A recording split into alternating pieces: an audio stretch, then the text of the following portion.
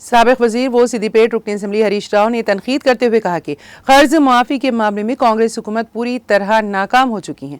हरीश राव ने चैलेंज किया कि कर्ज की मुआफ़ी मुकम्मल किए जाने से मुतालिक रेवंत रेड्डी की बात अगर सच है तो वो रियासत के किसी भी गाँव में जाकर किसानों से पूछेंगे।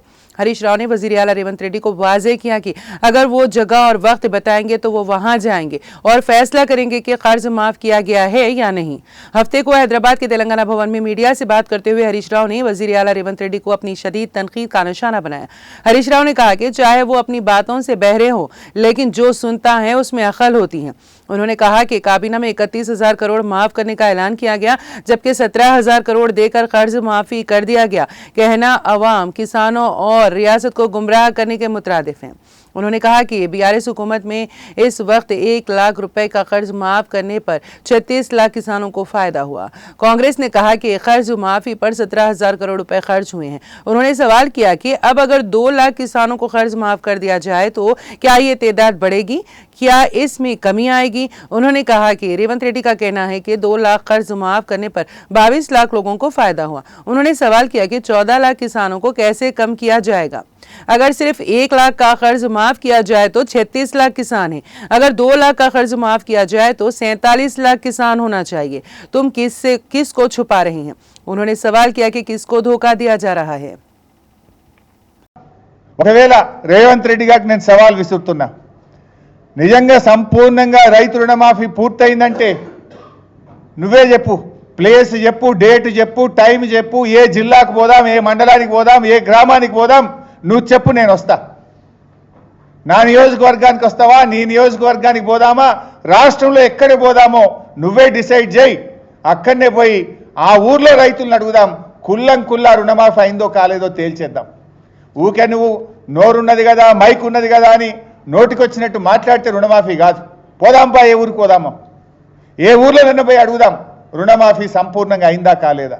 నువ్వు చెప్పిన ప్రకారంగా 15 ఆగస్టుకు ఆ గ్రామంలో రైతులందరికీ రుణమాఫీ అయిందా లేదా మరి అక్కడనే పోయి అడుగుదాం.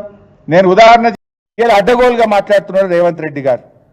ప్రతిపక్షాన్ని సైద్ధాంతికంగా ఎదుర్కొనలేక ఇవాళ సీఎం రేవంత్ రెడ్డి ప్రశ్నిస్తున్న వాళ్ళను చావాలని కోరుకుంటున్నాడు.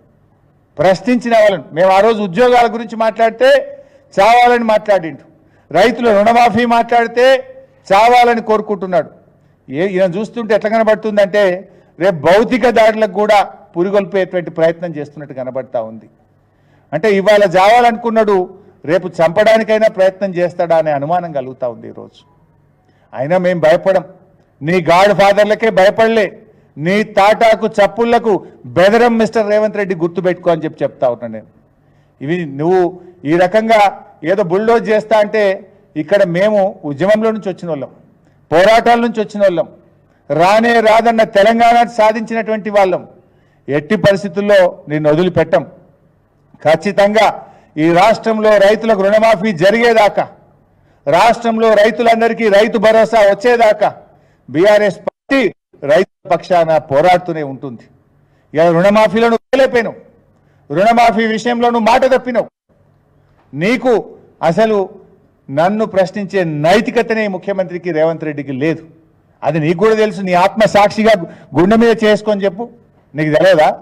కానీ తెలుసు కనుకనే నువ్వే దొంగతనం చేసిన దొంగ వల్లే దొంగ అని అనుకుంటా జనంలో పడి అరుస్తా ఉన్నావు. ఎందుకంటే ఉల్టా చోర్ కోత్వాల్కు డాంటే అన్నట్టు నువ్వు తప్పు చేసి ఇంకా మమ్మల్ని ప్రశ్నించే ప్రయత్నం చేస్తున్నావు.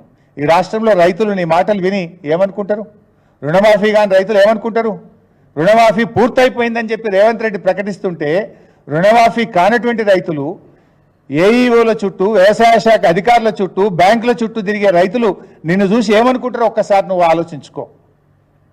నీ అసమర్థత బయటపడిపోతుందని ఫ్రస్ట్రేషన్లో నువ్వు ఈ రకంగా ఒక ఫ్రాక్షనిస్ట్ లాగా నువ్వు వ్యవహరిస్తున్నావు అనేటువంటి విషయాన్ని ఇవాళ రాష్ట్ర ప్రజలు అర్థం చేసుకుంటా ఉన్నారు.